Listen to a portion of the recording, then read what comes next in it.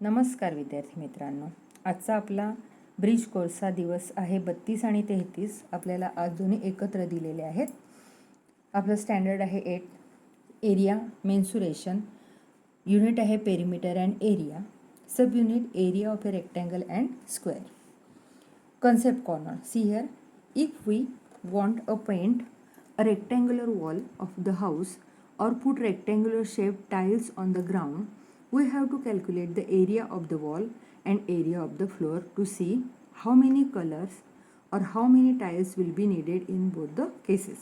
म्हणजे आपल्याला एखाद्या भिंतीला रेक्टँग्युलर शेप म्हणजे आयताकृती भिंतीला रंग द्यायचा आहे किंवा आपल्याला आयताकृती शेपमध्ये टाईल्स बसवायचे आहेत, तर आपल्याला काय काढावं लागणार आहे, त्याचा एरिया काढावा लागणार आहे. Means to find the area of a close figure is to find out how many square units of space occupies that figure. किती स्क्वेअर युनिट तिथे एरिया आहे, म्हणजे तिथे क्षेत्र आहे, हे आपल्याला काढायला लागणार आहे. Take a square book and draw rectangles and squares on it as follows and write how many square units of space occupied by rectangles and squares. पहा इथे आहेत आपण 1 2 3 4 5 6 7 8 स्क्वेअर्स 8 रेक्टँगल्स काढलेले. आता the rectangle is 4 units long and 2 units wide and has 8 squares. So the area of rectangle is 8 square. बरोबर आहे. म्हणजे इथे त्याचे लेंथ किती आहे, 4 आहे आणि ब्रेड किती आहे, 2 आहे, म्हणून त्याचा एरिया किती झाला, 8 स्क्वेअर झाला. बरोबर आहे. आता what is the area of this square. आता इथे बघा आपण असं लिहूया 1 2 3. बघा हां, 4 5 6 7 8 9. म्हणजे what is the area of square काय झाला, 9 झाला, 9 स्क्वेअर झाला. बरोबर आहे. म्हणजेच का झाला बरं 9 स्क्वेअर, तर बघा आता इथे ही किती होती, 3 होती. बरोबर आहे. ब्रेड 3 होती आणि ही पण 3 होती, मग 3 × 3 किती झाले, 9 झाले. ओके, म्हणून तो 9 झाला.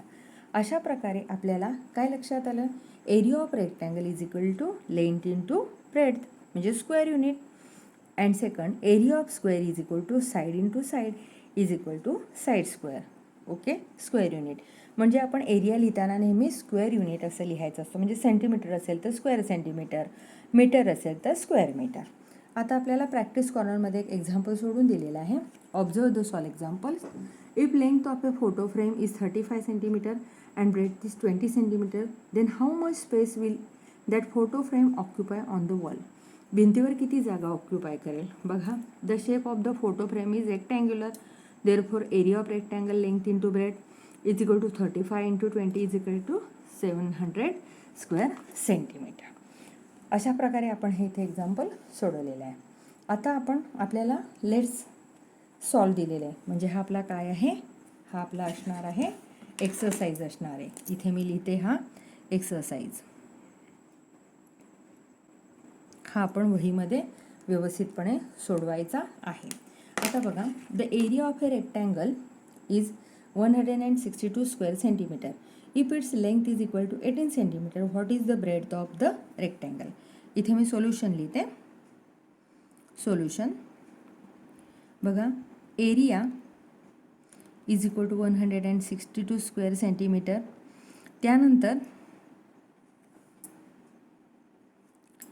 L is equal to 18 centimeter आणि बी आपल्याला काढायची आहे. मग आता फॉर्म्युला लिहूयात आपण. Area of rectangle is equal to length into breadth. मग आता बघा, therefore 162 is equal to length किती दिलेली आहे, 18 into b. Therefore b is equal to 162 divided by 18. Therefore b is equal to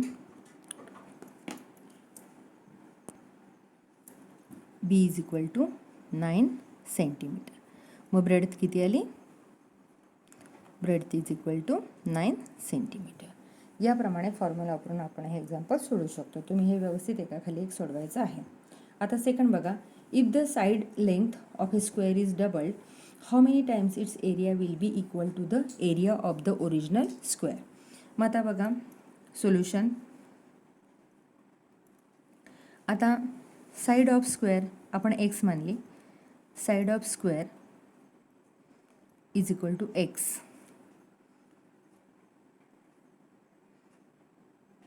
square equal to X. आता त्याने काय म्हटलेलं आहे, therefore area of square is equal to, पहा side square means is equal to, इथे मी लिहिते side square, therefore area of square X square. आले. आता side length of a square is double.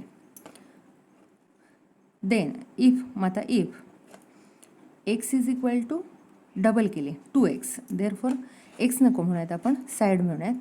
Side is equal to 2x, therefore area of square is equal to 2x square is equal to 4x square. इथे लिहायचं square unit, इथे पण लिहायचं square unit.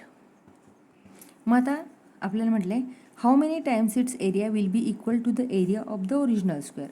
आता original square हे square, area of original square झाला, हा झाला ओरिजिनल स्क्वेअर आणि हा झाला न्यू स्क्वेअर, बरोबर आहे. देअरफॉर आता ही किती झाली, 4x स्क्वेअर झाली, म्हणजे x square is equal to 4x square, बरोबर आहे.